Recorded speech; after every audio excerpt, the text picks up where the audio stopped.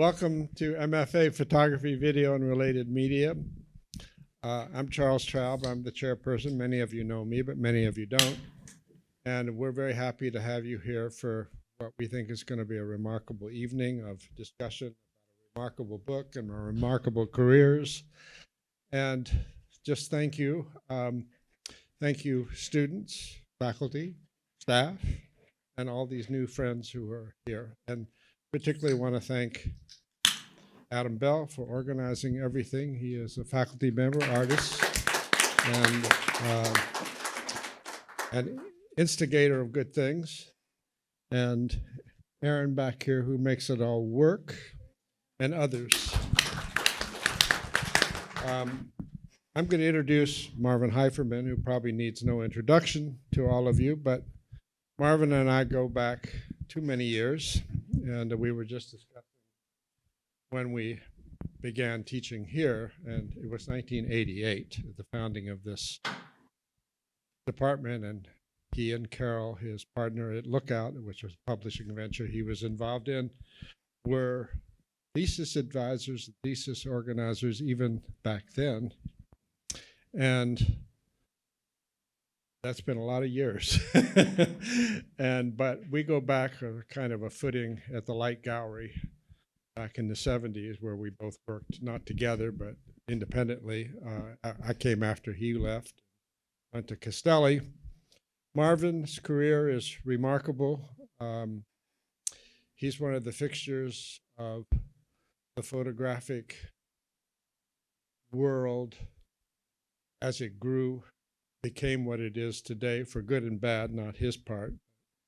You know, he fought the big good fight to get photography the recognition that it deserved as a creative art form, being both a curator, a gallery person, a teacher, an editor, a writer, and thinker, and visionary in particular about the connection of the lens arts to every bit of things in our culture: science, the culture itself, art, of course, our observations of the world in all forms that it takes place. And I have shared that vision with him, and hope that we all understand the power of photography to affect everything we do. I'm going to turn this over to Marvin. I just want to note this one book, Photography Changes Everything, and that's my point that he made. Not that I originated, but I so much agree with it. Marvin has a whole number of books you should look at, and is written for any number of other books, photographers, including myself, but other very famous people that he's launched their career. Marvin? Great, thank you, Charlie, and thank you, Adam and Aaron, and everybody in the department for making this event possible. We're here tonight to talk about Race Stories, which is, I hear, on the boat and about to arrive in New York. It's a co-publication of Aperture in the New York Times based on essays that Maurice Berger, my late husband, wrote between 2012 and 2019. And so I thought tonight it'd be interesting to talk to the people who are in the book, whose work is featured in the book. First is Noelle Flores Théard, who is the senior digital photo editor at The New Yorker and a producer of the Photo Booth column. Noelle teaches at Parsons and co-founded Photo Conbit, a nonprofit organization created to engage, educate, and support Haitians in the telling of their own stories through photography. Before joining The New Yorker in 2021, Noelle was program officer at the Magnum Foundation from 2016 to 2021, a lecturer in the African diaspora and art history programs at Florida International University, and a contract photographer for the Miami Herald. Zun Lee is an award-winning visual storyteller, physician, and educator who divides his time between Canada and the United States. Jun's work investigates quotidian life in Black domestic spaces, both as the locus of intimacy and belonging and as the site of erasure and displacement. Jun's won a number of awards, a Guggenheim Fellowship, an Andrew Mellon Fellowship, a Knight Foundation grantee, and a Magnum Fellowship. and Maurice wrote about Zun's work in 2014. Your piece was 2013, yours is 2014. So what I'd like to do is just talk a little bit about Maurice's work, since he's not here to do it. I'll do it for him. And show a clip of a video of him speaking about the Race Stories column and how it came into being. And then both Noelle and Zun are going to talk about their work, and then we'll have a conversation about it afterwards and invite you to all participate in that. So this is the cover of the book that I worked on with Denise Wolf, who's also here and sitting here. And thank you very much for everything you did to make this happen.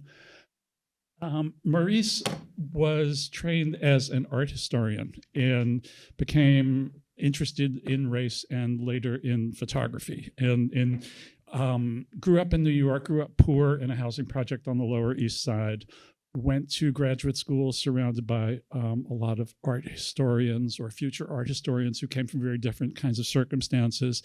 And he increasingly became aware of the demographics of art history and the demographics of people who were shown in museums and in galleries. And in 1990, wrote an article in Art in America called Art Museums Racist that caused a stir in the field at the time. It helped contribute to him losing his job because it was so incendiary, and kind of set him off on a very different career where, in a sense, he stopped calling himself an art historian and started calling himself a cultural historian. Maurice liked working in public universities, and so at first he was at Hunter College, and then was working at the University of Maryland, Baltimore County, where there's a museum space called CADVAC, the Center for Art, Design, and Visual Culture, and he was a senior curator there and a research professor, and they let him do the kinds of shows that museums weren't doing and that often get done in university museums. Which he did down in Baltimore, but then started to travel them around the country. This was a show that he did called White, and it was a show investigating whiteness, which nobody was looking at or thinking about much at the time. This was in 2004, and it was an exhibition about thinking about white skin, white privilege, and questions about what constitutes whiteness that he thought were crucial in helping to shift the way that people thought and talked about race. One of the first big exhibitions that Maurice did was an Adrian Piper retrospective in 1999, because he understood her work, which included a lot of photographic imagery, to be pivotal in terms of dialogues around race. And it was interesting that it took MoMA another 18 or 19 years to come around and do the second Adrian Piper exhibition. Maurice, as a cultural historian, was interested in how images worked, both as photographs, in films, on TV, in popular culture. And so did an exhibition called For All the World to See, Visual Culture and the Struggle for Human Rights in 2010 that traveled around quite a bit. This is the show where it was installed at the Smithsonian. It was the third exhibition of the Smithsonian's National Museum of African American History and Culture, and they were the co-sponsors of the exhibition. The show came to ICP also, and traveled around the country. A traveling version of the show just ended last year.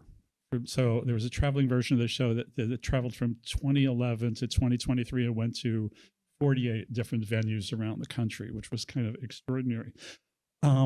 Once the show happened, Maurice had an interesting kind of visibility. And in 2012, it was Gordon Parks. It was the 100th anniversary of Gordon Parks' birth. And people were trying to figure out how to acknowledge that. And people were also kind of surprised that people weren't acknowledging that. And ICP, which did not do a Gordon Parks exhibition, thinking they should do something, asked Maurice to do a window display about Gordon Parks. And so he did. So in 2012, he did this display. This is on ICP's former space on 6th Avenue that included slideshows of Parks' work and some contextual materials. And the work got a lot of attention because it was Midtown Manhattan. There were tens, if not hundreds of thousands of people walking by this all the time. One of them was James Estrin, who was a photographer at the New York Times and was co-editing the Lens blog at the New York Times with David Gonzalez. And he saw this and he asked Maurice if he wanted to write columns for Lens. Lens was a weekly, so weekly or daily? Yeah, weekly. It was a blog that the New York Times did. And Maurice started writing once a month for them. The first essay that he did for them was about Gordon Parks. And what was interesting for Maurice was the opportunity to use the Times as a platform to talk about photography, to talk about race, to talk about the issues of race and photography and representation. And what kind of fascinated him was having worked in museums and on that kind of a scale to see what happened when your work reached a very much broader audience. The column was regularly read by 50,000 people, which was, kind of an extraordinary thing to do. So that's how he got started at the Times. And I'll play a video for you next. This is about the column itself. This is Maurice speaking about it.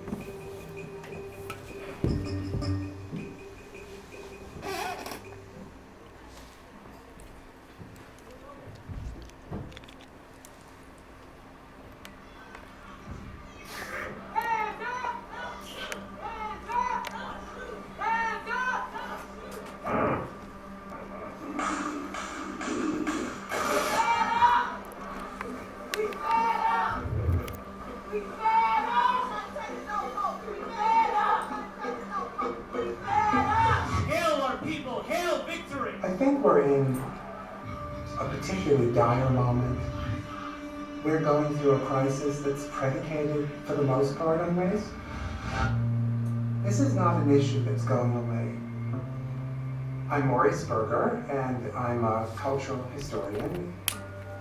I write the monthly race story series for the Lens blog of the New York Times.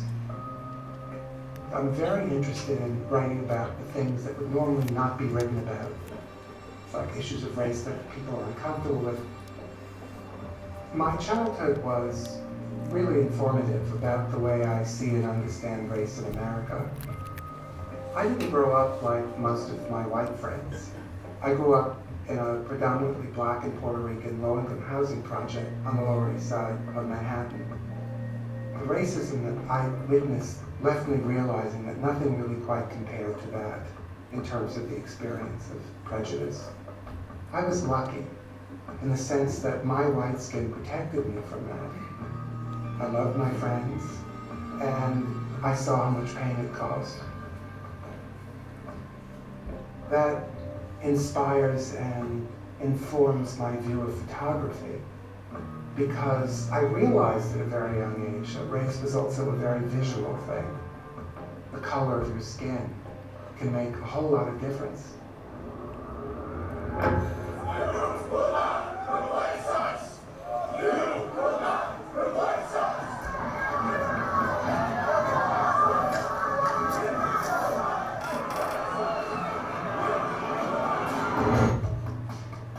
I think my essay on Charlottesville may have been one of the more provocative ones in terms of asking my readers to take a little walk with me to self-awareness.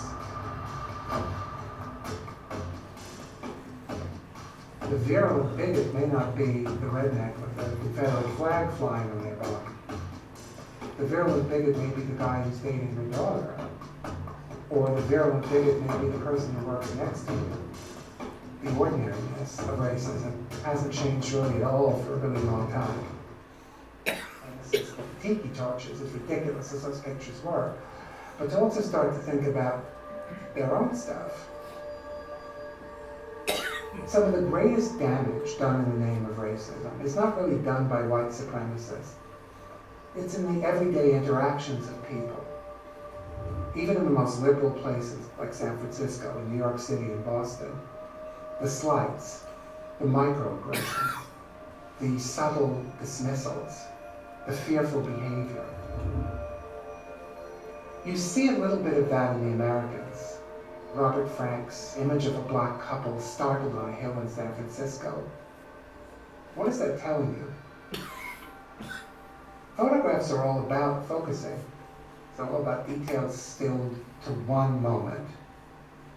And sometimes, if you capture the right moment, that story, that image, is more valuable than as many words as you could summon. It's why Frederick Douglass was the most photographed American of the 19th century.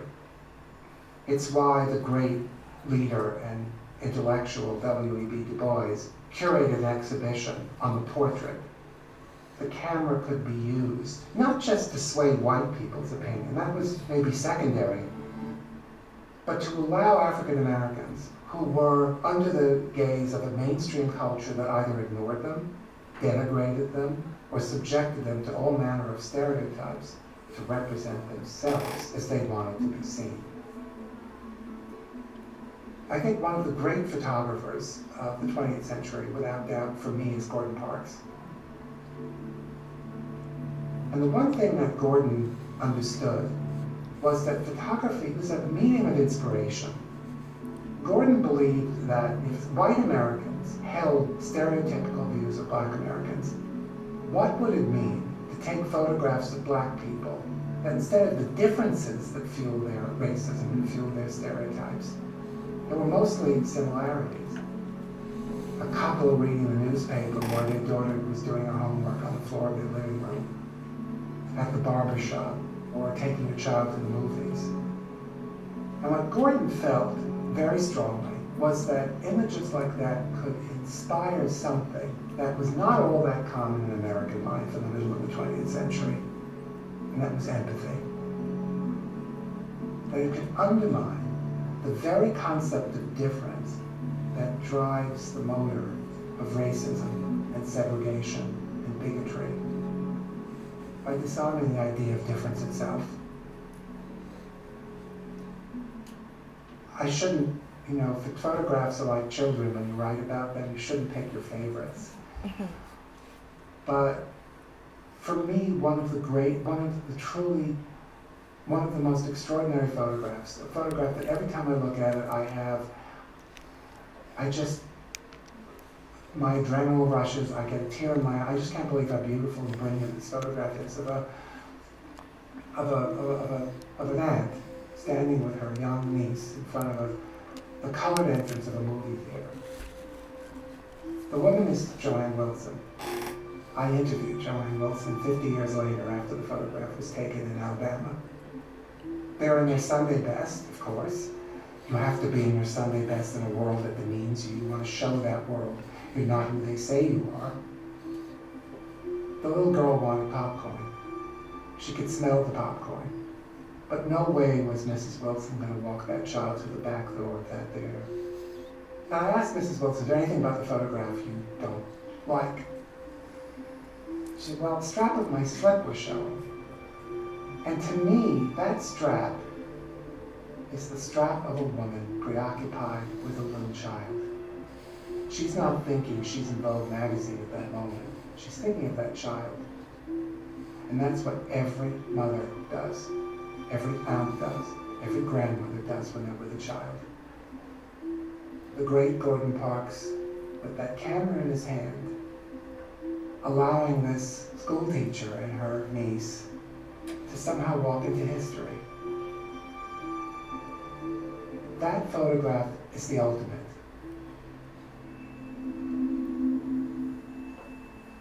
Nothing gives me great joy than writing about young photographers like Latoya Ruby Frazier and Nona Faustine. Most Americans don't talk about the other. It's going to be through Maurice's essays where history is going to show that there was a collective of African American photographers and artists that really care about the history of this country, the history of our culture, and how we are moving forward and being shaped. And I think he sets the example and the tone that if more Americans were able to comfortably talk about the elephant in the room, we would be a more equal and just society and civilization. The problem of racism is not over. In some ways, it's much worse because people think it's over. I see my New York Times pieces as exercises in pedagogy. How do you teach the reader racial literacy through visual literacy? And maybe in reading what I have to say, inspiring a person to think, how can I change? How can I change my attitudes? What am I doing that's hurting someone else? And also to let my readers of color know that they are being heard, that their images matter in a mainstream culture where their images still don't matter as much as they should. That there's brilliance and beauty and profundity. It's all out there. And if the visual culture that you're living with doesn't reflect it enough, at least in this tiny little way, will reflect in the planes.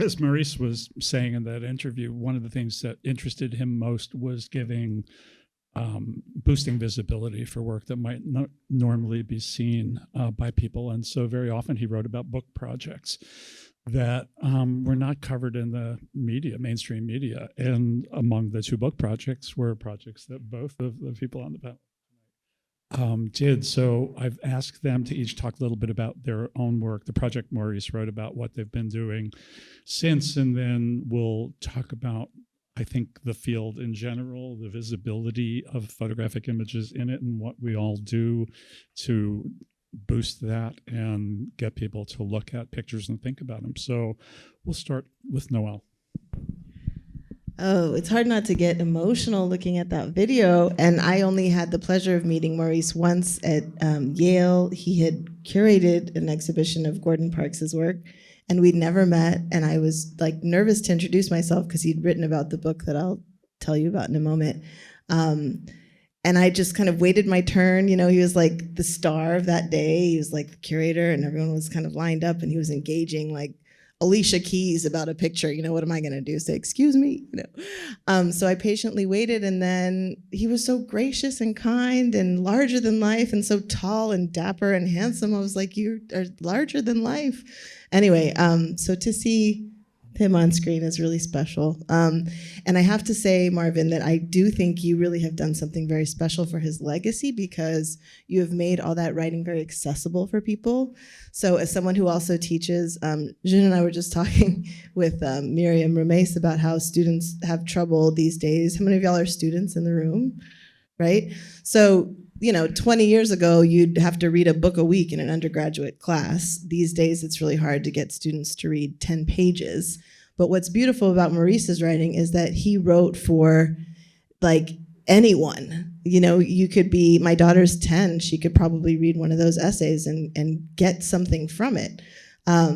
So I think that that mode of writing, I think, is really special. Like, there was no jargon, there was no complication. It wasn't art speak. It was just like, here's an idea, and here's a photographer who's, you know, whose work I think you should know about. So anyway, I just want to say that it is truly special, and I'm very just so impressed with your ability through all your grief and having lost, you know, your husband, to be able to channel that energy into like a physical, tangible, beautiful product published with Aperture, no less, like such an important storied photographic press. I think he'd be very proud to see what you've done with it. Yeah, for sure. So I'm going to keep this really brief, but I thought it might be helpful. So, you know, Maurice wrote about a book that I'll get to the project in a moment. It is called One Drop, Shifting the Lens on Race. And it's a book by Dr. Yaba Blay. And she essentially was very curious about people who identified as Black but didn't necessarily phenotypically look Black. I met her in graduate school in Miami, and I became one of the subjects of her book. So my father is from Haiti. He is of mixed race descent. He came to the United States in 1963, and the way he tells it, kind of became Black in a way, right? Like coming into the American conception of race and having to kind of confront it and understand his own identity, and then me being his daughter, experiencing it in another way. My mother is French, white woman from France. So When I was a student, I became very interested in this Haitian identity and this question of Blackness. And so what made the most sense to me was to actually go to Haiti. So long story short, I applied for a Fulbright to go to Haiti, and I went and introduced myself to Maggie Stieber, who was the features editor, wonderful photographer, by the way, very gracious and kind. And I showed her my work, and I told her I wanted to go to Haiti, and I was applying for a Fulbright. I did not get the Fulbright, but I did end up with an internship at the Miami Herald, and then I stayed on as a contract photographer for many years. So I'm just going to show 3 bodies of work just briefly. So these are the pictures that I made when I went to Haiti. I was probably about 21, 22 years old. Very curious about what it meant to be Haitian. So I, traveled to different parts of the country, which is something that would be really hard to do now. And I'd studied journalism at the University of Texas at Austin. The great blessing was this was in the late 1990s before digital technology was ubiquitous. So I learned black and white printing. I learned C41 processing. Essentially, I ended up learning all these artistic practices that if I studied journalism today, I probably would not have learned. So I was very grateful for that. So I realized quickly there were limits on what I could do or say about Haiti that hadn't been done before. So I became very interested in what a photograph could actually do. So shortly after the terribly tragic earthquake in 2010 that left 250,000 people dead, 250,000 people, and many more because of the subsequent health issues that came about. Having been a journalist, the instinct among my colleagues was to get on the plane and go to Haiti. We're gonna go photograph Haiti. We're gonna photograph the destruction. Maybe we'll change someone's mind. Maybe we'll get people to think about the story differently. But we realized very quickly that, another set of Western eyes on a problem would not necessarily move the needle in any way. So instead, we decided to co-found a nonprofit called Photocombit. And the idea was we would raise some money and we would essentially provide tools and training to Haitians to be able to tell their own stories, and for us as viewers to be able to better understand Haiti, not through our kind of, diaspora eyes, but more like for people who were living in Haiti and living through the crisis. We were also very keen to show an alternative reality of Haiti. So again, Stuart Hall has talked a lot about the problems of positive images, and sometimes positive images can be just as problematic as negative ones. But I will say that in the case of Haiti, how many of y'all have seen pictures like this of Haiti, right? I mean, maybe we have, and certainly now in the age of Instagram, there's more of these. But what was really important about this project, and it still continues even though the situation in Haiti is incredibly difficult, this actually ended up being, Elizabeth Christ is here, who was at the National Geographic for a long time. Thanks to Maggie's support and help, and to Sarah Lean, who was the director of photography, these photographs were published in National Geographic. And it was the first time, I think, in the magazine's history that people from the country represented actually made the photographs themselves. So I thought that was really significant. And as an artist, this is kind of the direction, I kind of put the camera down for a while, actually still put the camera down. But I thought that this was a much different way of working. So Haiti from 2 different angles. And then briefly, this is just the project that Maurice wrote about. So I can't tell you how, Dr.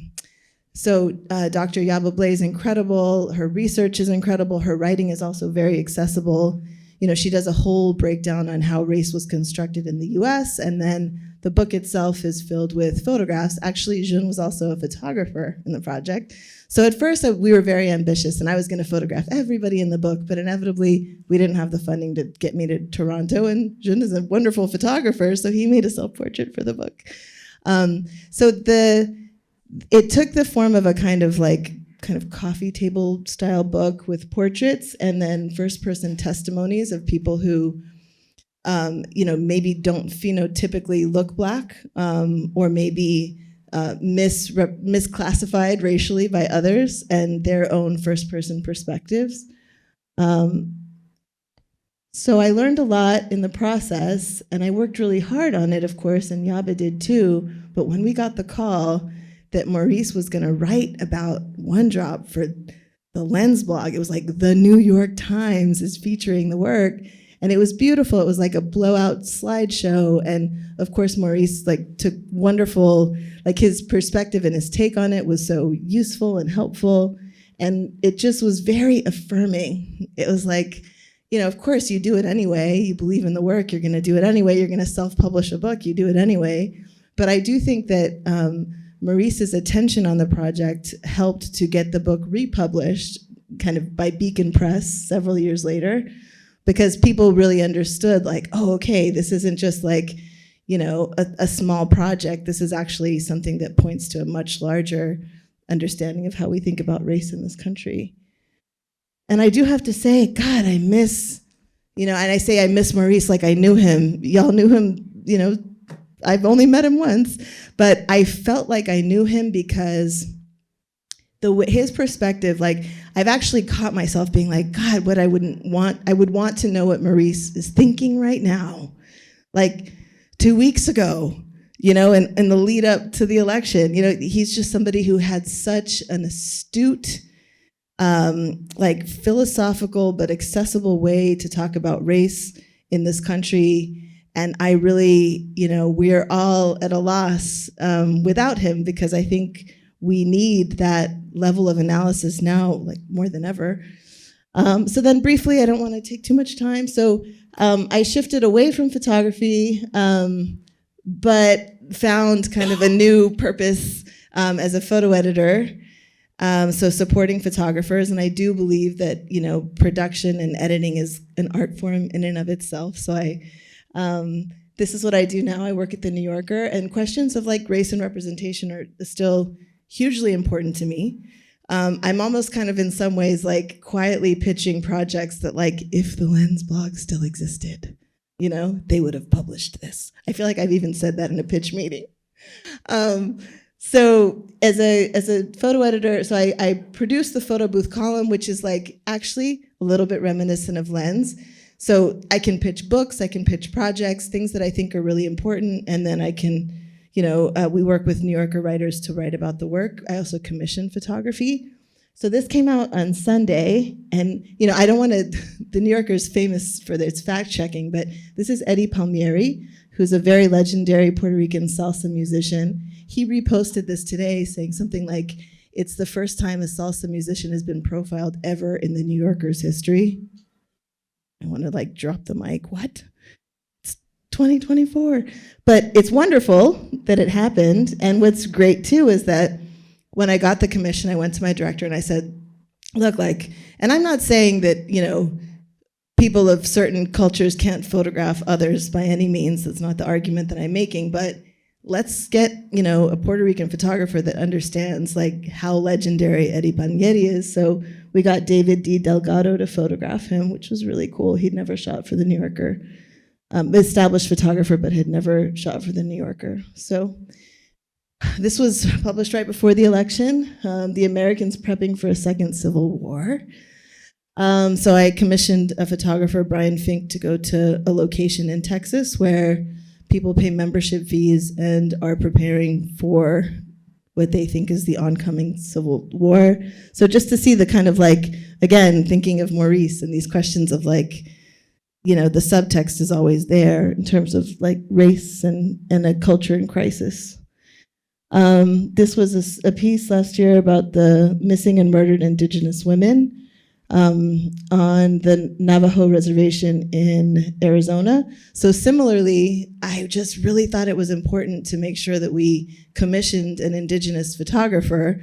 So rather than fly someone out there, I did some research and I found Sharon Chischili, who is she shoots for the Gallup local paper, and was able to commission her to spend some time with this incredible woman who is an attorney and who supports family members looking for their missing loved ones. Sean Theodore, this is for fiction. So for the fiction, photographers will read a fiction piece and then come up with a picture that they want to create. Cornell West, who's, if you have not read The New Cultural Politics of Difference published in 1990 by Cornell West. I think it was like for the New Museum, like one of their exhibitions in 1990. It still rings true. So I offered to be the photo assistant on this one. Elias Williams was the photographer, and I was like, I'll hold your reflector, whatever. Yeah. And then this is Luvia Lazo. So I was on a jury for Indigenous photograph. And oh my God, this work, please look her up. She lives in Oaxaca, and she was just photographing her town elders from behind. And it's just, the work is so stunning. So it's special because I occasionally get to see a project like this and really advocate for, projects to be seen. And then, of course, Lorraine O'Grady, who's incredible, was able to get Stefan Ruiz, who is a really important photographer, a Colombian photographer who lived in Mexico, has worked in Mexico a Mexican photographer who worked in Colombia, has worked a lot in portraiture. So I used an 8x10 camera to photograph her. Of course, the legendary Jamel Shabazz, who has an essay in the book. Maurice wrote about his work. He's just an exceptional photographer, an exceptional person. This was a story about after the Uvalde school shooting, we commissioned a photographer, Greg Miller, to travel to Uvalde and photograph children waiting for the school bus. This was a project that he'd started shortly after Sandy Hook, photographing children waiting for the bus. So thinking of ways to deal with these big issues like, school shootings in a way that can bring the readers in a kind of different visceral and emotional way. And this is the one I'll end on. So I had just started at the New Yorker, and I was working on the desk the day that Bell Hooks passed away. I'm like, talk about pressure, right? Like, this is Bell Hooks we're talking about. This is her legacy. This is how she's gonna be remembered. This can't just be a quick wire pull from Getty. So I'm racking my mind and I'm thinking, like, what could we do? What could we do differently? And I thought, okay, Eli Reed maybe photographed her, and Magnum said yes. And then they said, well, we'll send over some contact sheets, if you want to pull a picture. And I said, we want the whole contact sheet. And then I went to my director and I was like, can we please just run? She was like, absolutely, yes. So I feel like it was really special to be able to find a photograph of someone who has such an important outsized legacy in our world, broadly speaking, and find a way to really memorialize her in a way that hopefully, she would have approved of, and that might inspire us to kind of get to know her a little better. And the absolute last thing I'll say is that Marvin is also a really wonderful photographer. So I was following his Instagram feed during the pandemic, and of course, Maurice, he died, and Marvin was using photography to heal through his grief on Instagram. And also, Marvin, I'd never met you. I mean, of course, I knew of your work, but I just, when I was looking at the way that Marvin was processing his grief through photography, I thought, no, this is something so special, especially knowing who Maurice was. So we ended up working together on a photo booth that Chris Wiley wrote, and it was really special to be able to. It was also really challenging because I was working from his Instagram feed and making an edit of those pictures. And anyway, I really appreciate that you shared that with such a broad audience, and I think you really managed to capture. I mean, so many of us had tremendous losses during that time. But being able to experience your loss and the way you were looking through and thinking through it with photography was, I think, really exceptional. So I really highly encourage you all to look that project up. All right, Zun, take it away.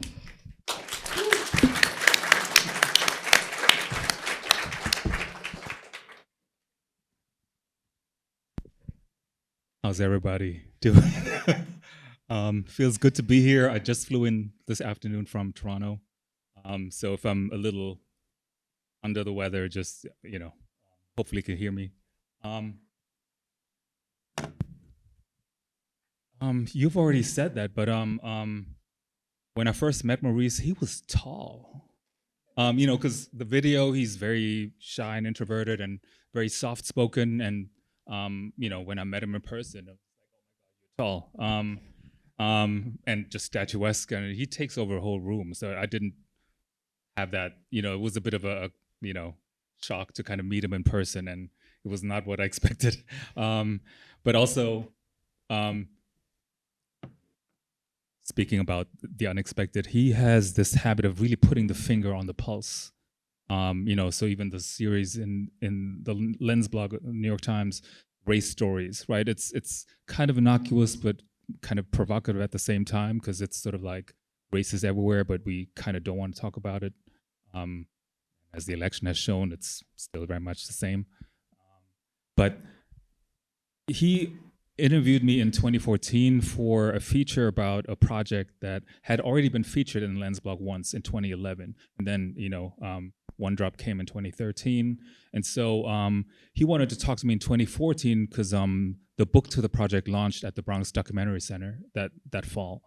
And he said, hey, I want to talk about the project, but, kind of putting the finger where it hurts. It's like, who the F are you?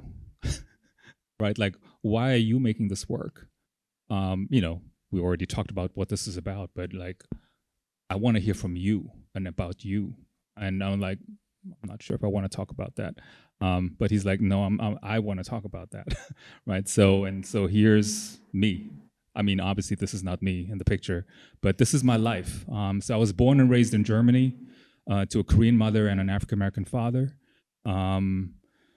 who ran away when I was pregnant, or so the story goes. So for a long time, and even like how my identity and how my coming up and how my project was conceptualized was sort of me as a representative of the absent Black father narrative, right? So, and a lot of people trauma bonded over that, for better or worse. And so a lot of the work was contextualized through, kind of me personally dealing with my absent father.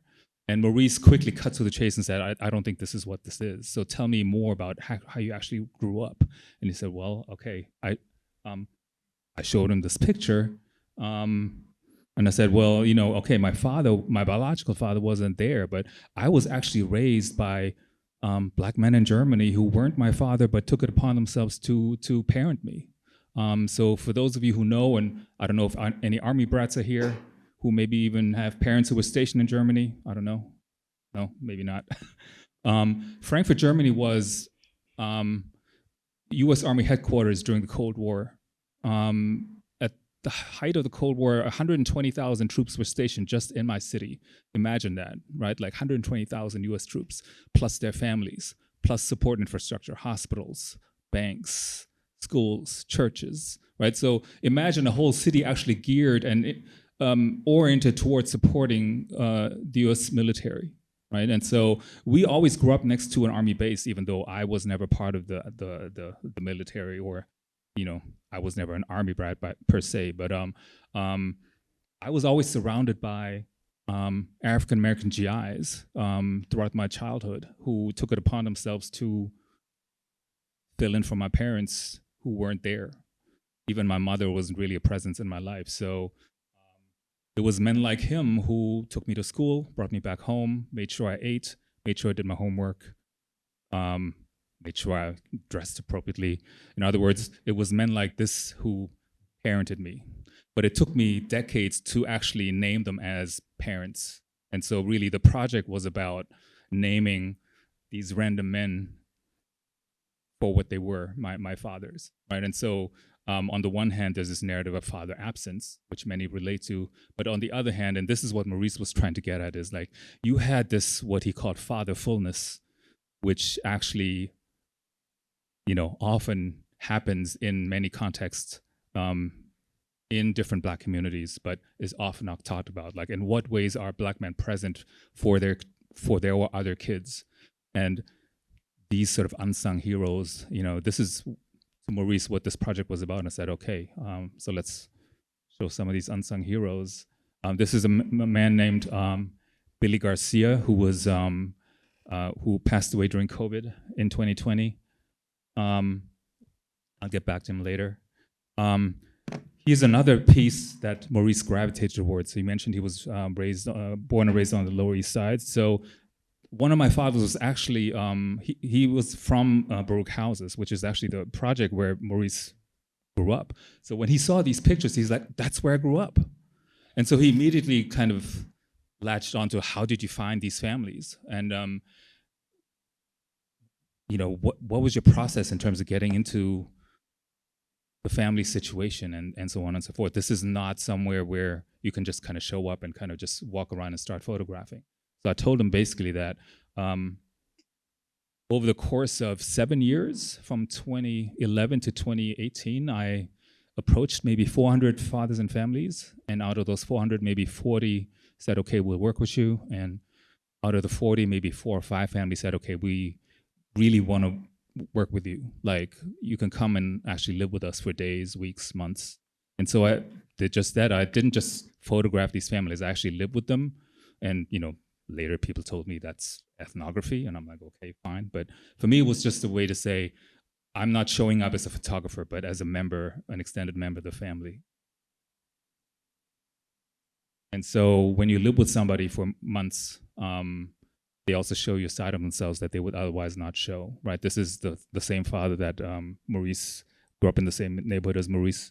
And, a lot of people ask me, what does this picture mean? It's not really sadness per se, but what had happened was the father had a really rough day and he was really exhausted. And usually when he feels exhausted, he sends me out for 20 minutes. It's like, okay, you need to kind of leave the house and I'll text you when it's okay to come back. In this case, he was so exhausted, he didn't even have the energy to send me away. So he kind of collapsed on the bathroom floor, but kind of just permitted me to be next to him and take pictures. But at the same time, he also didn't want his son to see him like that. So still this dichotomy of, for whom are you dropping the mask and for whom are you still wanting to uphold a certain kind of masculinity, right? And so this dichotomy is what I think is represented in this picture. Kind of similarly, again, you get to a point where you're so close to the family where clearly they know that you're there. I mean, I'm hovering over the bed, so it's hard for them not to notice me. But also they kind of don't care. And same with this gentleman. He's from Harlem, and he told me, hey, so I like this picture, but don't post it online because I kind of don't want people to see me like this. I'm like, see you like what? A loving father? And he said, no, people know me as hard. I'm like, well, that's pretty hard. You're loving hard. So,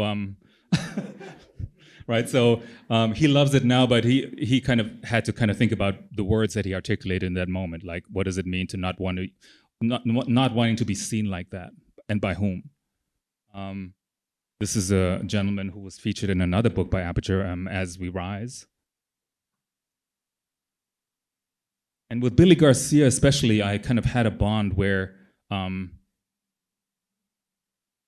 just before he passed away, he kind of would say, make sure you look out for my family, right? And so I kind of took that to heart to sort of think about, like, what is my practice? Is it about making pictures, or is it something else?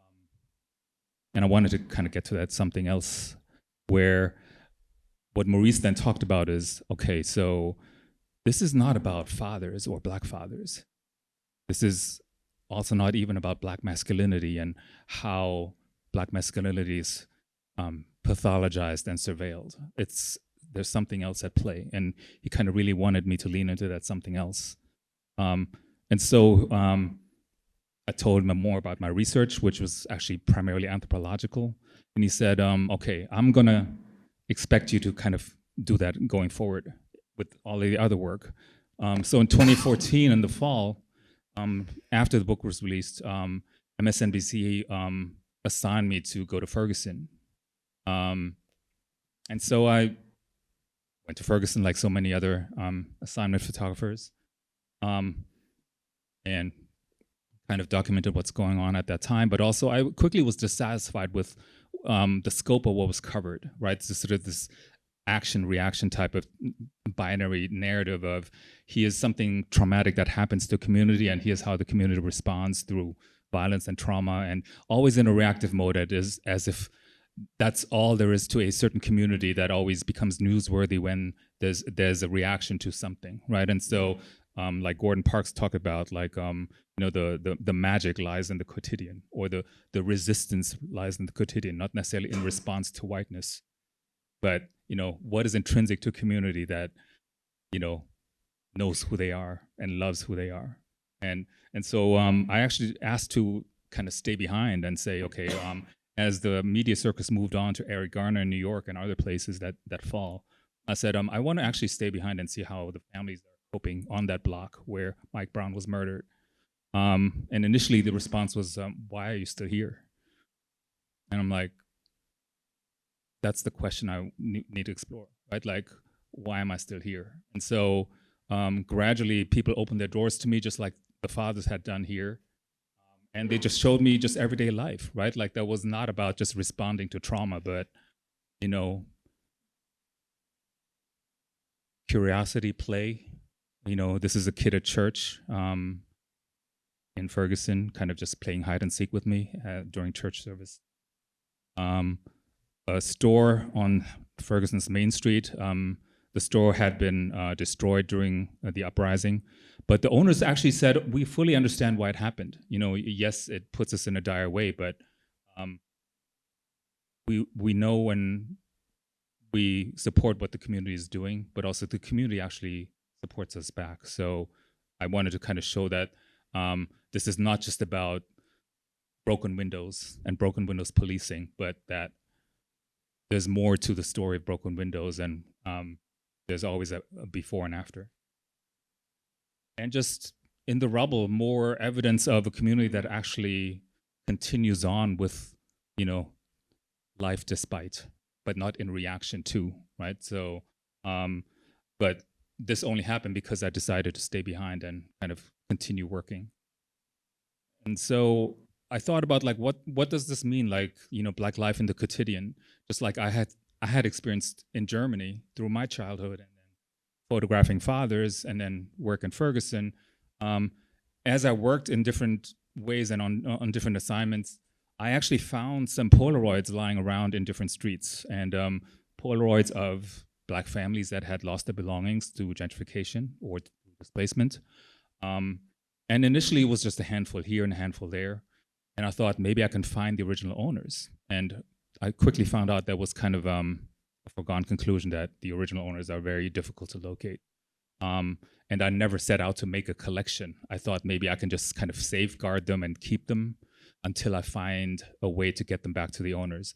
But because gentrification is not just a sporadic issue, there's literally millions of these on the street. And also found that there's a very lively, active market on eBay that trades in these sort of found images. And you can go to stores, here's consignment stores, and they trade in sort of found photos, not just of Black families, but just people who had the misfortune to lose their family photos. And so over time, I collected maybe 4,500 of these. And the question is, then arose, what do I do with these? These are all Polaroids, so they decay. I cannot keep them in my home. They need a proper archival environment.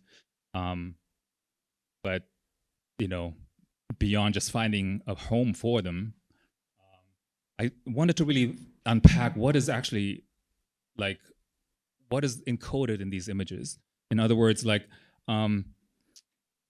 if these are images that were made by these families for these families and not necessarily for public consumption, what is encoded in them that kind of signifies love and belonging and a kind of care towards not just the photograph, but also like a recognition of who made these photos, right? The kind of intimacy that you see in family photos. And that, to an extent, that Gordon Park actually photographed in Alabama. Some of the photos that you see here where you see families kind of posing in front of their family shrine. It's very much like the photo that Gordon Parks made, right? And Bell Hooks talked about shrines of family photos in Black Southern homes in her essay In Our Glory, right? So I saw evidence of that even in these images. These could be Instagram posts, right? There's a date and time and kind of a very colloquial caption. And so you can imagine like a reference that was made to be shared, but also with whom, right?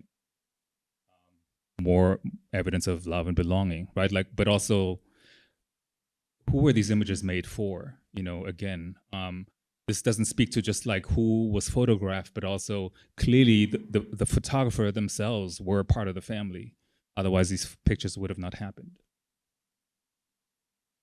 A lot of Black women selfhood also in these pictures, intergenerationally, between siblings and friends, but even just a kind of self-assuredness that becomes eminent in terms of, you know, not just being a subject, but an agent of one's own fortune, if you will.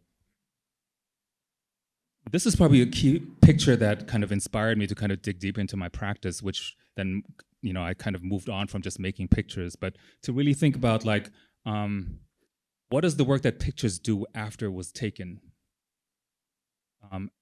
after they've been shared? And if you look at this image, there's a sort of a group of friends or family members that kind of pour over a set of Polaroids. And you can see people smiling, you can imagine the laughter and the banter and the stories being told over these images.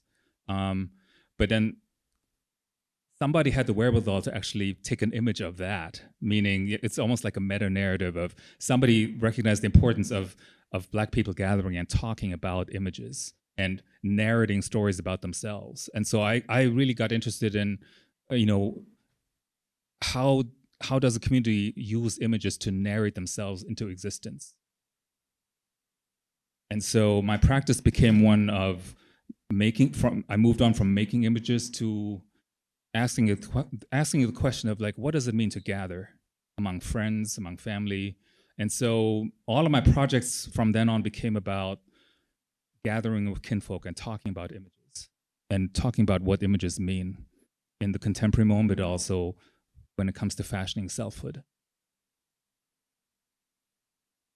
So I took some of the 4,500 images and just kind of went to schools, kindergartens, colleges, universities, and random people on the bus sometimes, where I opened my box and just, you know, asked people to talk about images. And sometimes people would bring their images to me and say, hey, these Polaroids are actually from my own family album, and I wanted to kind of share them to say, you know, this is what they mean to my family. But also, something beautiful happens when you narrate your own family story in the company of others and share stories that kind of make it not just about yourself and your own history, but kind of a shared experience, a shared lived experience.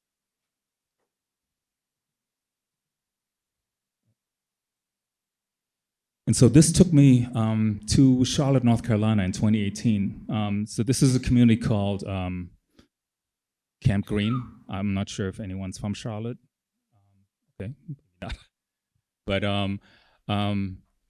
the city of Charlotte invited me in 2018 to come and photograph a Black community because there was a lot of gentrification happening. They had heard about my Polaroid project and said, hey, why don't you come here, because gentrification is a big problem here, and here's a specific community that we would like for you to photograph. And I said, no, that's not what I do.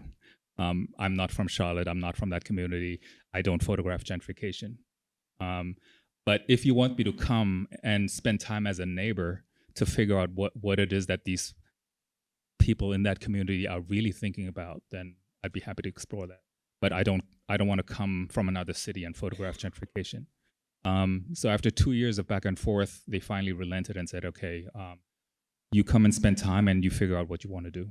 And so I did exactly that. And actually Saving Grace was, so this is a part of the neighborhood that's rapidly changing. And bit of a saving grace, but also a bit of a deal breaker. So initially the home I was supposed to be in had a studio, which is kind of a makeshift garage. But the studio wasn't ready, as you can tell. So I said, okay, I can come back later, or I can not make it about having a space.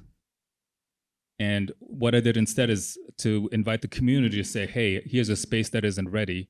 Why don't you come help me turn the space into something that you can use, right? So in other words, in the spirit of convening people and helping people to gather and tell stories, why don't you make the space into what you want? I don't want this to be my studio, but why don't you make it a meeting space, a gallery space, whatever you need it to be. And so I even removed the lock from the garage and said, you book it whenever you need to. And so the project became known as the Roll Up, because I literally just wanted people to roll up and use the space. And so what people did is they came and said, hey, and brought a piece of pie, and I'm your neighbor, and I heard you make pictures, but also you talk about other people's pictures. So the people would invite me to their home and show me their shrine of images, right? So here's a lady that spends a lot of time kind of as the family curator of her own images, and she makes these really elaborate sets of collages, or I don't know even what to call it, but there's a lot of work and care that goes into kind of becoming the family historian, and she's very proud of showing those things off. My next door neighbor, he would kind of show me his family album. He's actually from New York and moved to Charlotte in the 70s. And so what I would do is actually spend time to not only look at what people's family photos were all about, but people said, hey, we heard about your Polaroids and what happens if people lose these images. So we have a ton of images that we don't have digital images of. So can you help us scan them? So I said, sure. I got a scanner, and I just kind of offered that as a neighborhood service to go to people's homes and scan their family albums. And just so they have a digital archive just in case they lose the physical copies. But over time, again, this archive grew just like the Polaroids, right? And then I became sort of known as the community archivist. But obviously I also took pictures, but not as somebody who came in from Toronto to document gentrification, but just as somebody who lives there, right? As a neighbor. So what does it look like to be a neighbor and take pictures of your neighbor? And this is literally the family that lives next door to me. I'm just gonna show you a bunch of photos very quickly. And I actually used my iPhone, and I had a little Ricoh GR. I don't know if you know this camera. I didn't even have my equipment with me at that time, so I just took pictures with whatever I had available. Just stuck my phone into the ice cream, to the snow cone machine.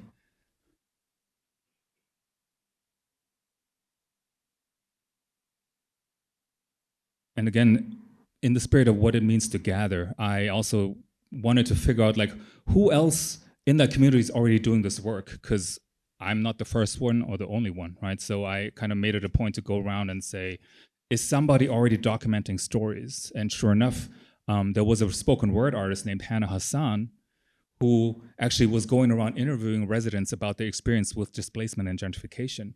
And so I said, hey, Hannah, let's work together. Why don't we kind of create a spoken word event where you know, you invite the residents that you have interviewed, that you already have interviewed, and maybe they can tell their stories to their community. And I can take the pictures that I made as a neighbor, and we can project them behind, you know, the performers as they tell their story. And so we started a performance event where the neighbors would tell their stories of everyday life to their community. And the photography would kind of happen as a byproduct, right? Kind of shown behind. But really it was about foregrounding the stories through somebody that they already knew, namely the spoken word poet. And actually this was in 2018, but the series is still continuing. So Hannah is still going around actually performing these stories with their neighbors, and they're still using my images. In the spirit of gathering, I also teach a lot. So this is at Davidson College. So I teach, but my teaching is, or my pedagogy is predominantly not rooted in sort of teaching photography, but more so, you know, what it means to come together and look at images. So it's more about visual literacy. This is a project in Baltimore, which I don't want to get into in the interest of time. But this was actually during COVID, where the city of Baltimore invited me to come and work with the community in East Baltimore, because they had seen my father at work, and they said, hey, you seem to really be able to work with fathers. Why don't you come and work with a community that's, you know, that has experience with multiple levels of trauma, and again, I proposed something else. It was during COVID, and I said, I physically cannot be in Baltimore, but why don't I teach the men that you want me to work with how to document themselves? So I actually turned this into a photo voice project where I taught the men to document themselves using their phone. And so you see pictures, all the portraits that you see were actually taken by the community themselves, and then kind of turned into a public arts project, sort of very JR-like, if you will. In the spirit of gathering, I make a lot of books, so not just my own, but I work with others and collaborate with others to make books. And so bookmaking has become sort of a question of gathering with others. And not necessarily in terms of photography. So I do a lot of writing. I wrote a lot of forewords and essays for other photo books, and it's become something I really enjoy a lot. And so all that in the spirit of moving from photography to exploring the question of what is the work that photography does in the communities that matter to me personally, and hopefully we can talk more about what that means in the context of what happened 2 weeks ago. Thank you very much.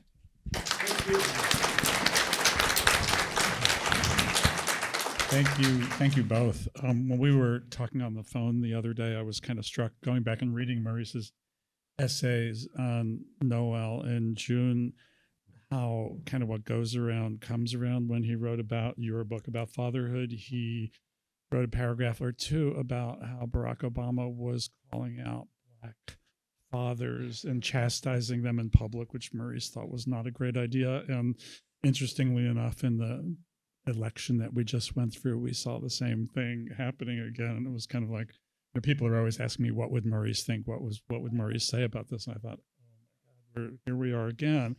And then back to the election. Also, I was thinking about how Haiti is represented, and people were talking about Haiti, and then thinking about Noelle's work and thinking, whoa, this was 2013, 14, 10 years ago, 12 years ago, and we're kind of back in the same place. So one of the things I'd like to talk about is, in terms of race and photography, is where are we? Maurice died in March 2020, and George Floyd was murdered that summer. And in terms of people always saying to me, what would Maurice think? What would Maurice say? I was completely freaked out, thinking, oh, he's not here to make sense of this. But has the way photography works in terms of race, or the way that images are used, changed in any way in the past couple of years? I'm curious to know what both of you think about as practitioners, and also in terms of putting out images into the world in the media. I think, it's hard not to be cynical, because, we saw what happened after the uprisings, after George Floyd's murder and Eric Garner's murder and Michael Brown's murder. And, optimistically, I think we all felt like maybe the images could change something. Also that the evidence, there was so much visual evidence that, God, that's got to change something. And I wonder, I wish I could say that photography changes everything. I worry now. I worry if it changes anything at all. I'm not trying to be depressing. I promised I wouldn't be depressing. But maybe we just need to kind of like radically rethink the kinds of photographs. Like now what I'm noticing is, because we are so accustomed to seeing one type of representation in terms of like, when we think back to George Floyd or protest, and we're seeing this actually reported, we're not filling the streets in protest after this election. Like we've all kind of come to different understanding of how to make change. And I think photography might also be at that crossroads where image makers have to really ask themselves, and I say this like, truth stranger than fiction, what are ways that conceptual work can actually get closer to reality than, traditional documentary photographs, for example? So I don't know. Maybe that's the piece of optimism, is that there's maybe new ways to think through photography or think with photography to get at some kind of change. Yeah, I'm kind of cynical and not cynical. and but in a good way, meaning I think it's very clear that images matter more than ever, right? And images will continue to matter. There was a premise that a certain image, once it circulates, can change people's hearts and minds, and I think that maybe needs to be qualified in terms of, you know, how do we access images, who accesses it, and the fragmentation of how we, you know, access news and media and other things, right? Because it's no longer, you know, the case that all of us look at the same information, and people don't look at information to be educated or have their minds changed. I think people want information to kind of confirm their existing biases more so than, and not maliciously, but just for comfort, right? Like we right now just want to be, you know, times are uncertain, and we want something to anchor us in terms of what we believe and, you know, what others that we know believe in. But, you know, at the same time, not to belabor that point, but when Trump first got shot, remember that image that circulated of him raising the fist? And I even remarked to a friend of mine, that's like game over. And not to say that again, like you know, that the other side has won, but to the extent that images matter, I think it's not so much about, you know, the idea that an image itself can be the change agent, but I think it's more imperative than ever to surround the image with the right conversation, right? And so our job is not to just consume, but to take an image, whether it speaks to our worldview or not, and surround it with the right conversation, because it's that conversation that propagates and pushes the narrative forward, right? Despite what dis or misinformation might be out there. And so I think, you know, if there's anything to be learned, is that like the image itself matters, but also the context and the meta narrative around it matters. Yeah, one of the reasons I wanted to invite the two of you here to talk tonight also is the different ways that you've used photography in your careers. You know, you're talking about using images as a way to share ideas, talk about ideas, and it's interesting that you started as a photographer and now are doing photo editing and all kinds of things. You started as a neuroscientist, wound up making pictures, and now you're making pictures but doing other things as well. I started out working in galleries and doing museum shows, and now all of a sudden people think I'm a photographer. So photography works in really interesting and curious ways, and one of the reasons I wanted us to get together and speak here is that it's always fascinating for me to be in an MFA program and see people wanting to engage with photography in certain kinds of ways, and then you do that for a certain amount of time, and then you get into the real world, and photography takes you places that you wouldn't normally expect to go to, and gives you opportunities that you might never have imagined that you would have. So can you talk about that a little bit in terms of the shift in your positions in relationship to images? Yes. So I do think that, you know, the dream was always to be a magnum photographer, right? I mean, what else do you want? You're 20, you're a documentary photographer, you're going to, you know, it's like shoot for the moon and you'll end up by the star, whatever. I landed at the Magnum Foundation as a, you know, a programs assistant. And I guess like the one great benefit that you all have as artists is that so much of art making is about production and discipline. And I think that that is an aspect that can be carried into whatever form, you know, your work ends up taking. Like, I know it sounds strange to say that I believe that production is a form of art. I don't know, people would probably argue with me on that. But to be able to produce, administrate, and follow through on things is such an important quality.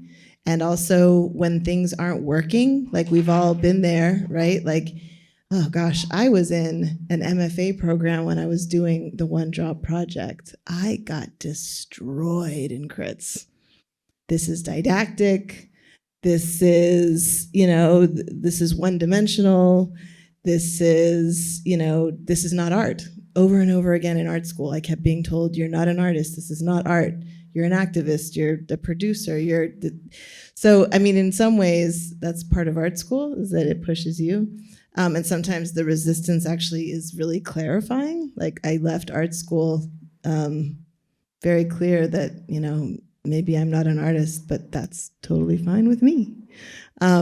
Because at the end of the day, I'm a producer. And at the end of the day, I want to be in a position where I can be either like a channel or a support, so that work in the way that Maurice, like, if you see something important, that you can somehow be a conduit for it to find a place and for it to land somewhere, because it is so rare that images can make that impact. So when you see a project and you're in any position, if you've built the discipline and the capacity to support it, then it'll go much further than you realize, I guess. It's a long-winded answer, but. No, I like what you just said, because I was never meant to sit here today. I never had plans to become an artist or photographer. I actually hated photography. I still do, actually. Sorry. Meaning, all these crazy buttons, the exposure triangle. Like, I really wasn't into the whole thing at all. And for me, it wasn't definitely not something I set out to do as a job or as a career, right? And so, what fascinated me about the medium was the ability to tell stories. And then through Maurice, it was sort of realizing that through telling other people's stories, I'm actually telling my own and really figuring out how to put my own story into the world. But all that to say that the photo industry, or whatever you want to call it, like it took them a while to even look at my work, or so I found my acceptance outside of the photo industry, meaning and this is something I actually convey, is like obviously art schools, photo, important stuff, but people often forget that photography matters to a whole bunch of different people, right? Like anthropologists, sociologists, writers, musicians, painters, sculptors. So I found my community, unbeknownst to me, actually among sociologists and anthropologists.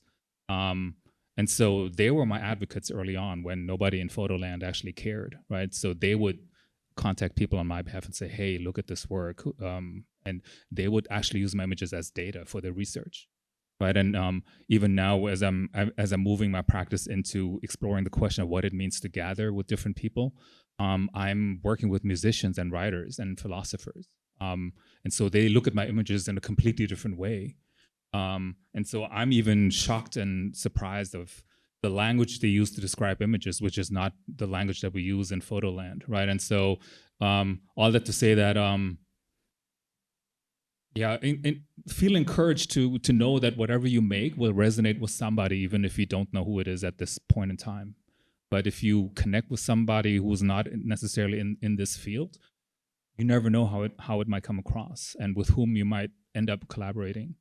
So I was just going to add to that too. I was so thrilled when you said that this was going to become a book, because Zun and I were just talking. It's like you put your whole heart into something, and then of course you experience critiques, or is it good enough, or is it good, or whatever. But you just like know in your heart of hearts that you did the best work that you could. And then 10 years later, you get an email like, hey, this is now going to be a book. And so that just, it means that the work's going to carry on forward. So I guess it's all, they say about like trust the process and commit to the process without too much thought on the outcome. To the extent that you can, just like show up as authentically as you can and work, give 100% to the work, and try not to get too attached to the outcome. I don't know. Maybe that was a lesson. Thank you both. I wanted to, if anybody's got any questions, comments, we're happy to hear them.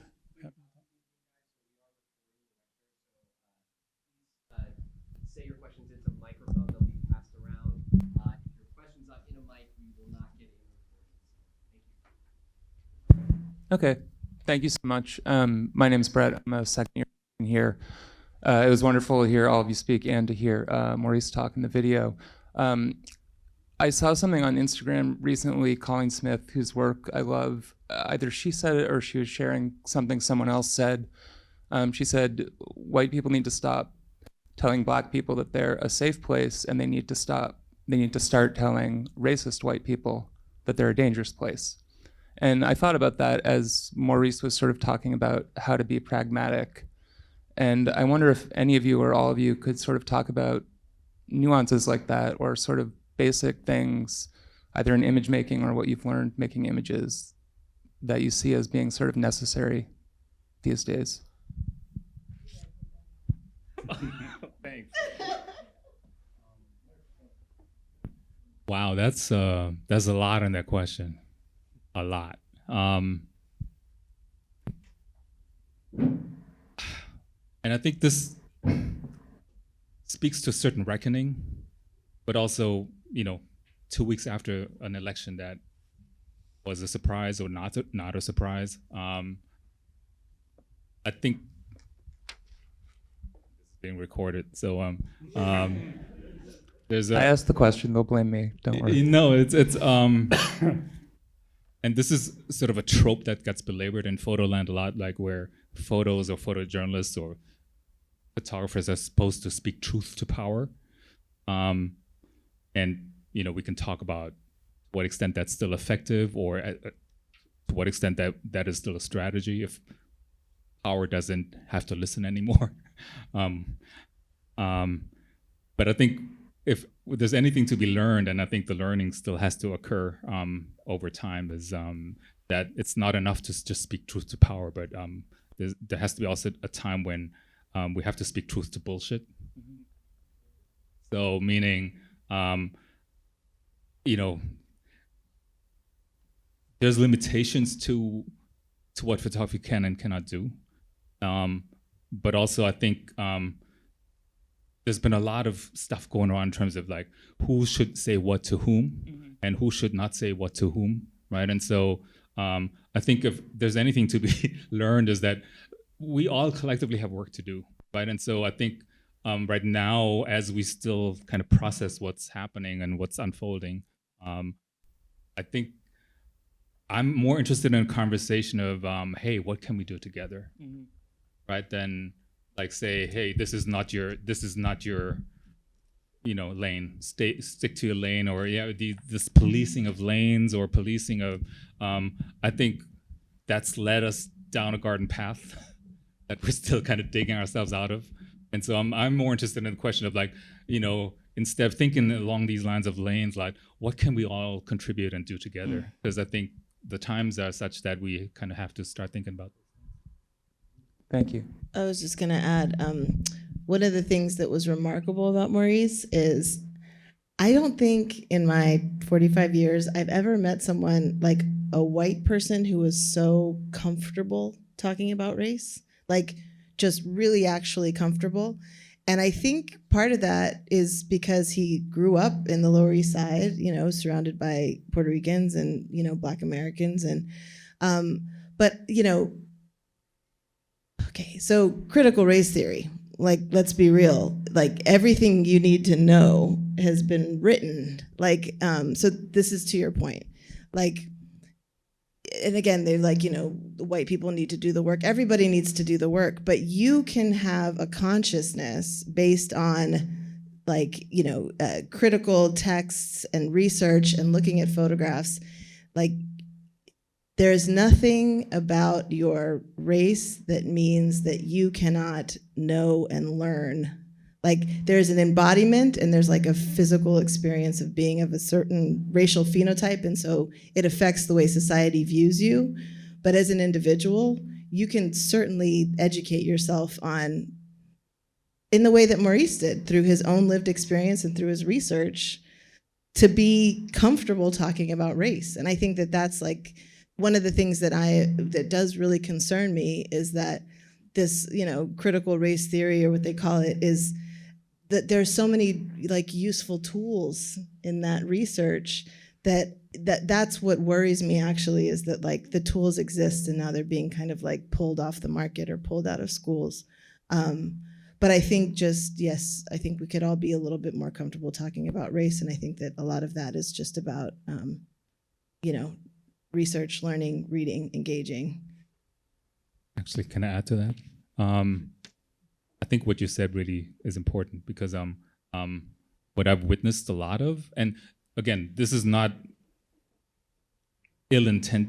It's not ill-intended, or right. It doesn't happen out of malice. Like, this is genuinely coming from a place of care, but also, right. I'm kind of now wondering, do we need to move the needle a little bit? Where a lot of conversations around race or white supremacy and shifts in society are happening, and space has been made. But I still see a lot of the variety of, hi, I am a white cisgendered male, and so I have no place to speak here. I'm handing the mic over to y'all. And I'm like, no, you still have a role to play here, meaning, right, like you can't just kind of move, because then what often happens is not only are we now having to have the conversation, but like then we have to do all the work, right? So, and so meaning you still have a role to play in being part of the conversation. And as Noelle mentioned, right, like there's ways you can educate yourself, or even, hey, it's okay to say, I don't know.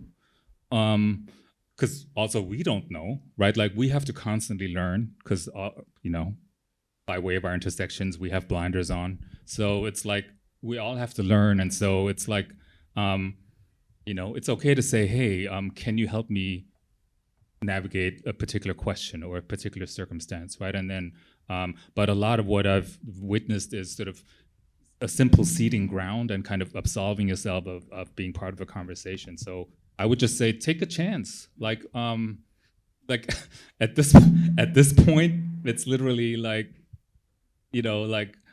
there's no point in just kind of handing the mic over and then being quiet, right? And so it's at this point again, like I feel like all of us have to figure out how to kind of have that brave conversation. And I feel like a lot of conversations actually don't happen in the name of safety, right? And so I think it's more important to say, hey, can we offer each other the grace to maybe not always be perfect, but know that by way of us being in the room, we actually want to have the right conversation, and we just offer each other the grace to say, hey, like we appreciate you showing up.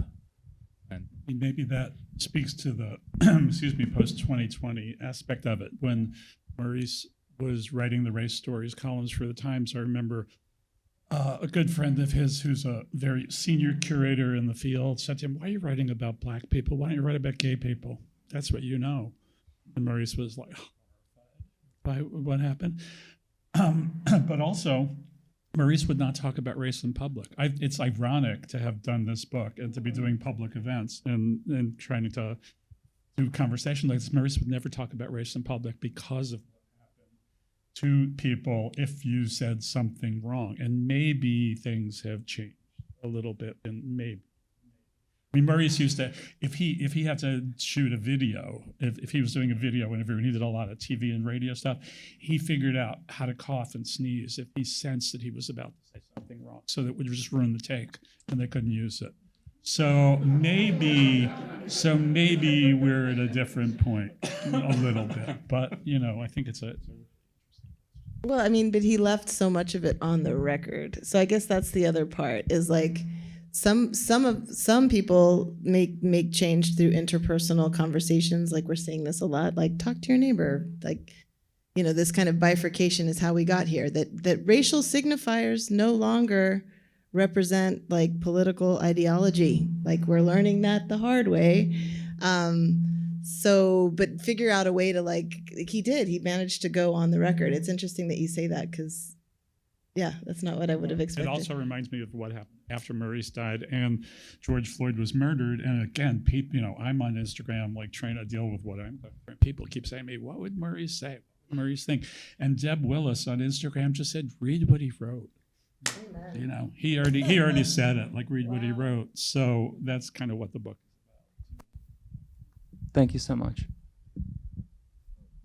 Hi. What a great, inspiring talk, all of you guys. Maybe this has less to do with race per se and more to do with storytelling, which seems like a big part of tonight, and also maybe for this audience especially. You know, the way, I'm just sort of curious how you all, three of you maybe think about how photography has changed maybe in the last 10 years, the iPhone, Instagram, in one respect particularly, that the idea of the sort of the single photograph and the idea of the photographer as the single maker, as you guys were, you know, as the maker of autonomous images, has evolved into a kind of maybe using photography as maybe as a form of writing, not like photo editing in the old days where it was about selecting the right image for a story, but actually using images, using photographs as part of storytelling, which I think really all three of you guys do. And so I just wondered if you could talk a little bit about storytelling as a, or writing, sort of photos as writing. I mean, you don't have to. About your, you know, the Polaroids. Oh my gosh, I remember. I think you applied to the Magnum Foundation with that work, right? And I was like, oh my god, this is fascinating. This is so interesting. And also, to your point, like these found narratives, these implied narratives. Again, this like what is real and what is fiction. So yeah, for storytelling, I think it'd be curious what your response would be. I like your comment. I like your question also because I just thought of that just now as you asked the question. I think there's a difference between truthful and authentic, meaning something doesn't have to be truthful to ring authentic to a certain group of people, right? And I found out 2 weeks ago. So there's power in this idea of authenticity, meaning something speaks viscerally to me for reasons known and unknown. And it doesn't have to be true for this to ring viscerally, right? So, and then I think there's something that I'm specifically researching a lot by way of the Polaroids in terms of meme culture. So when a group of people starts a hashtag online on Twitter, X, Instagram, and how that hashtag becomes viral. And you know, that can be images, certain images that signify something in pop culture, or when a certain hashtag becomes viral on Black Twitter especially, and how people kind of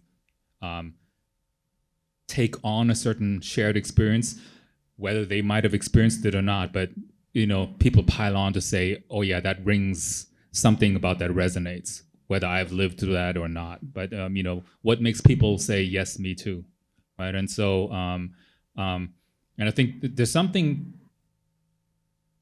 for me that speaks to the idea that people no longer wait for a magazine or a newspaper or a Magnum photographer to tell them what an image means. People just take it upon themselves to kind of take an image and kind of just create that context of truth or authenticity. And so, for better or worse, I think, you know, there's something to be learned from this sort of crowdsourced narration and what that means for the future of photojournalism or for image making, or this notion of single authorship. And this is not necessarily a threat. I think for makers, this is why I'm like collaborating, because I no longer think I know how the world works. And so I'm much more comfortable working with 2, 3, 4 other people together and come up with something together.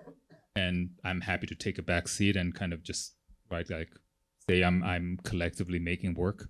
For me, that's much more interesting because I'm learning something new even about what this means for my own work. Like for instance, even with the fatherhood work, right? Like this was now a decade ago. There was a book that was published that contains 61 images. But the collection of images I made is maybe 12,000 images, and I've never shared them with the world. And so people are now, when are you going to share the rest of them, right? And so there's something about that use value that I kind of forgot about, meaning, right, that this is work that's already been published, it's been made into a book, like it's done, right? And so when I talk to editors, it's like, so what are you working on now, right? And I'm like, there's still work that hasn't been seen. And so, and people are now asking, like, when are you going to share the rest of the work, right? And so now I have to think about what that means in 2024 and beyond, right? And so even things that are considered old, I have to think about in another context because of things that we thought we had dealt with, seem to be coming back, meaning, the fact that it's coming back means we never dealt with it, right? So, and so it's kind of asking ourselves the question of like, as people clamor for new work and what's new, like what are the things that we've actually failed to deal with as a society that kind of makes work always current? That's really interesting in terms of the book itself, because one of the things that Maurice did was write about images starting with daguerreotypes. It's not all contemporary work. It's photographs through the history of photography and how race was or wasn't dealt with throughout it. And going back to what Noelle said, it's also about and storytelling. It's storytelling, and Maurice did write. When people would ask him like, "Who's your ideal reader?" He'd say a really smart high school kid, and he was a kind of a brilliant writer at getting across very complicated ideas very thoughtfully and elegantly. But the kind of criticality that you were talking about is something that I think he was trying to foster too. It's like, if we can look at this photograph made for this reason over here then and understand it, and then look at that photograph that was made over there then, you start to build up a way of understanding and storytelling and fact-finding that kind of works in a way that's very different than the narratives you might learn in an art history or a photo history course in or undergraduate program. I think that's what's missing, though. I guess that's my concern, because I do have, a child that's 10, and I'm noticing how she's consuming images and storytelling now. Like, there's a part of me that is full of anxiety because I don't speak that visual language, and I'm watching this like hyper visual, tool. And I'm also lamenting, as much as I fought against the canon, these are the changes that have to be made. Now I'm also kind of like, oh my God, like, do people know who Walker Evans is? Do we really understand, like, do students understand, Deanne Arbus's approach?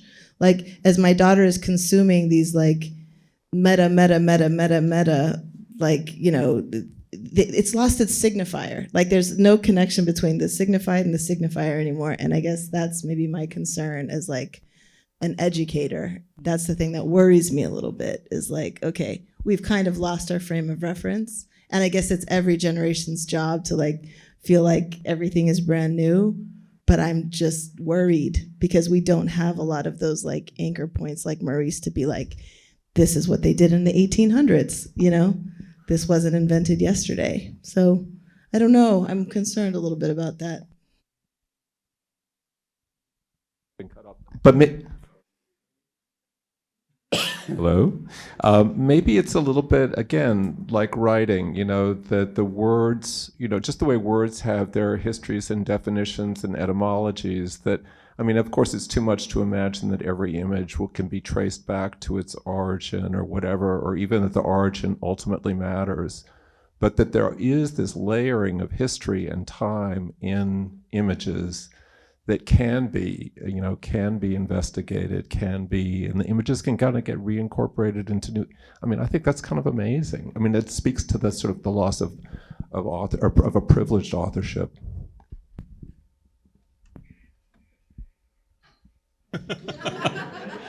Sure is. but it's, I think that's the point, right? Is that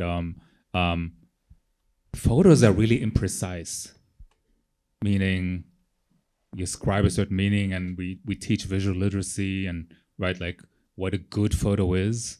But even what a good photo is changes with time. But also it is really the narration that kind of creates this escape velocity in terms of, here's a photo that is of its time, or maybe he has a timeless photo, like that Gordon Parks image of lady in the dress under the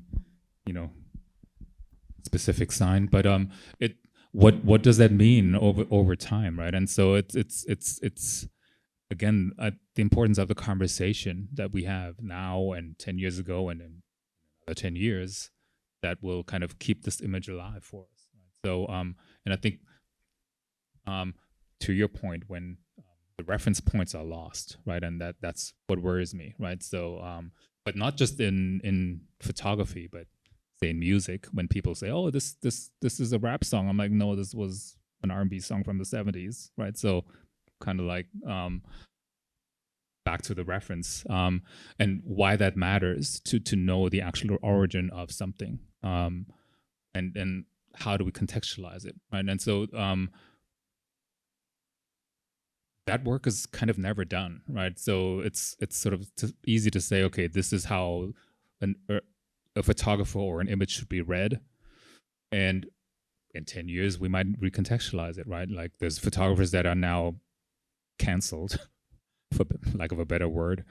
In 10 years they might be rehabilitated, and vice versa, right? So it's cyclical, but also it depends on who wants to take on the work of narrating a certain body of work in a certain way, right? And so as we find out, it's things don't go straight in a straight line. So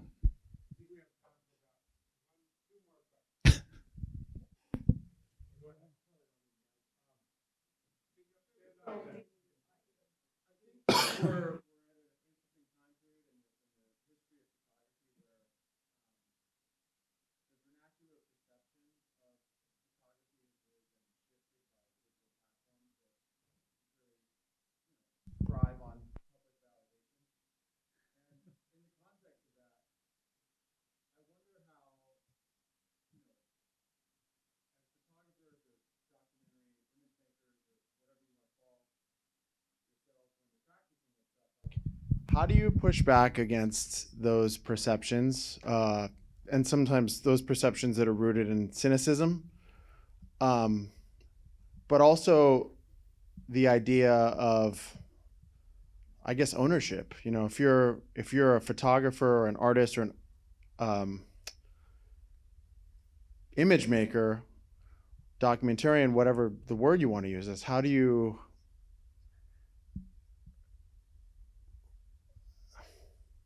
reconcile, I guess, ownership over a moment that belongs to someone who was involved in it when you're behind the lens? That's a really good question. I came up in a class the other day where the students were like, well, if it's a picture of that person, don't they have any kind of claim to that picture? And according to US copyright law, they do not. I mean, you can't turn around and like sell the photo for commercial use, but I think this is a good question for you, Zun, because you have such a collaborative aspect. I mean, at least also with like the project in Haiti as well. Like, how do you find, like, maybe looking for like reciprocal collaborative engagements where like maybe the photographer and the subject are kind of working together? Maybe that's a mode that maybe feels comfortable, right? I don't know. this is very dynamic, right? Like issues around privacy, consent, but also authorship. And what do we make of work that was okay to be made and published 10, 20 years ago, 30 years ago, but which could never be made now, right? Or what will the needle be 10 years from now? And so I think it's important not to look through any issue through a single lens and a single time period, but kind of look at when people talked about these issues, and also the issues that you raised, like what is the real conversation that people are trying to have around ownership and agency and property, and what does the photograph actually mean as a medium, but also as the unassailable document of a certain kind of truth of a certain moment, right? Like, is that now still the case, or will, as photographers, will in the future be mid-journey prompters will that also change, right? And I had a conversation with 2 other photographers last week because we were approached by one of the AI companies to say, hey, we don't want to be shitty. And so we would like for your archive to be, we want to officially approach for your, we want to approach you officially to have your archive be used for, AI indexing. So, like if people say if somebody prompts, we want to make work in the vein of that, we can reference the images. And, well, we haven't responded, but the point is like, people are trying to put an ethical wrapper around this, but also,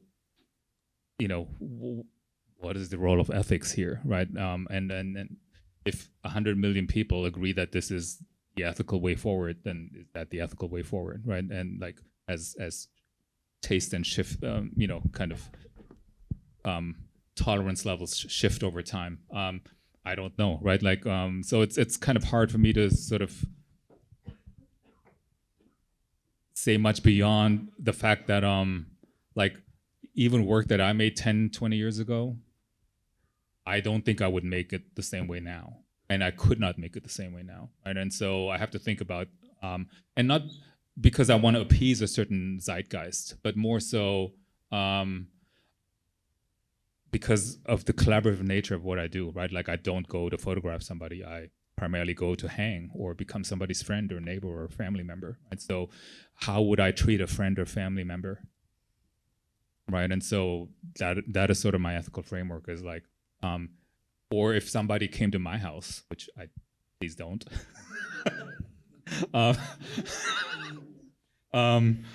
right? Like, what would I expect if somebody said, "Hey, I want to document you for like a week or 2, 10 months," right? So, what would I require? Where would I place my boundaries, right? And so, I always have to think about it along those lines of like, if my practice is more of a convivial thing or a social practice or whatever you might call it, like what are the boundaries that I want to put in place, right? And so just because somebody signed a consent form, maybe that's not enough. Or just because the law allows me to do certain things, maybe that's not enough, right? So I have to constantly think about like, above and beyond those things. Well, that's...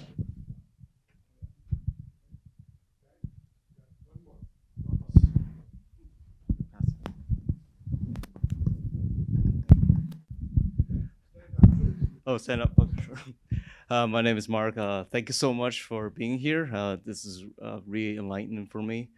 Throughout this entire talk, I was really thinking about the phrase "power of the image," and more often than not, in this era, I feel like the image sometimes is talking about a TikTok or a reel, and the changing landscape of what is mainstream. Like in the forefront is, for me, like one of the most powerful images was a phone video of George Floyd, right? So I want to get your take on what is it going forward as images or documentation as a form of activism. Like, has that changed your work in any way as, part of a publication or you as an artist? And and photo books are not the most popular thing. I mean, I love them obviously because I'm here, but how does that like affect your work? Has it, or how is it going to affect you in the future? Thank you. So I just briefly, I made a statement earlier about like being cynical about does photography change anything and what's the power of photography. I will say on the record that having evidence of police abuse, for example, those records are incredibly important. And I know that right now we're in a moment where we're probably all questioning the use of the rule of law. But I think that we have to continue to document and to provide evidence. And so your point is reminding me that I was a little bit flippant earlier, and I don't, I do still think there's incredible power in all of these images that are being produced, especially those that serve as evidence. And I think history also will find value in what's produced too. Yeah, I think there's a premium put on being in the right time at the right place at the right time, right? Meaning, because now, because of citizen journalism and everybody having a phone and having access to a mode of production, I think it matters to have a tool that provides forensic evidence to something like this photography as active witnessing. I think there's going to be a premium because of our fragmented society, and we choose to believe what we believe. But to those that want to see this evidence, it's important to have a sense of forensics around what we document, right? Does one have to? And sorry to say this here, and I'm saying this as a Luddite who never went to art school. So, but to be able to be a capable provider of these kinds of forensics, right? Like, or to be an activist. I think there's an impetus to say, if you want to become that, you have to get a certain professional education, or right, the professionalization of photography as something where you have to get a BFA, then an MFA, and then you have to do internships, and you have to make a book with Aperture, and get into an agency. That's also a sign of our times to say, you have to, go down that path to call yourself an activist or an artist or an artivist, right? And so I think there's merit in that. So I'm not saying don't do it. What I'm saying is like, you can define for yourself if you want to be an artist or an activist or both, what the narrative thrust of your work will be, right? And then how you want to put yourself into the world. Meaning, like, to your question, the person who had the wherewithal to take their phone and record what happened to George Floyd or Philando Castile, right? And remember, Philando's partner actually took her phone and filmed Philando basically bleeding to death, right? So, but also, what does that mean, right? And what this encourages me to think about is to say, and that's sort of in line with your comment, is to not say let's all go do that, and no longer go to art school. I'm not saying that, right? I'm saying like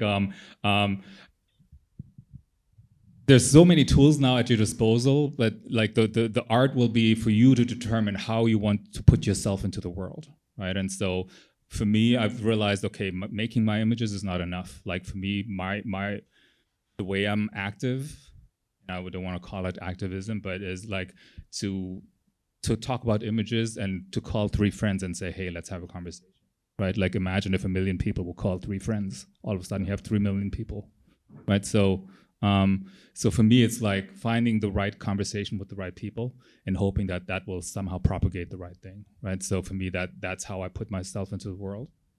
So all that to say that, like, if you think certain things are really powerful and speak to you, like, yeah, you should feel encouraged to say, this is what I want to do, right? So, but also to say maybe that doesn't really resonate, and maybe, right, like I want to be more rigorous in my approach, then I think there's a way forward in that as well, right? I just want to kind of end by talking about the 2 last questions. I mean, photography is enormously powerful, and it's powerful in multiple ways, in multiple applications, and it triggers conversation. And that's what's so phenomenal about the medium. And as Charlie said, some of us, and I'll speak for myself, have been doing this for a really long time. What's incredibly interesting about photography is how it always enables you to engage in the world, and how you choose to do it. And if you're working with pictures, how you choose to do that is, it's an incredible opportunity, incredible challenge. And it's kind of what we're here doing, tonight, is having this conversation about images and what they do and can't do. And I guess that's the takeaway from all of this. So thanks Noelle, and thanks Zun, and thank you all for coming. Thank you. I'd just like to thank all three of these people.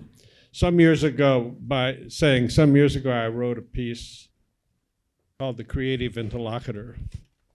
And that person is the editor, the teacher, the programmer, curator, the collector, the host, maybe.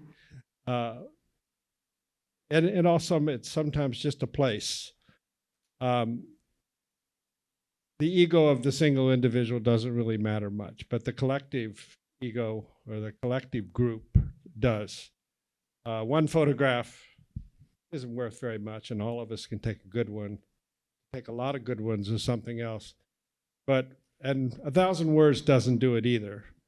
But 1,000 photographs of an event, of a thing, by 1,000 people has truth in it. And I really thank all three of these people and Maurice, his memory and his life, as creative interlocutors who bring us together, who think about the power of this image, the power of the lens arts, to connect and to create and to change things. I don't care about the word art. I don't care about the word documentary. I don't care about the word conceptual, all that bullshit, art world bullshit. Make images, think about them, make them creative, be there with it. And Marvin just said it. It's a wonderful opportunity.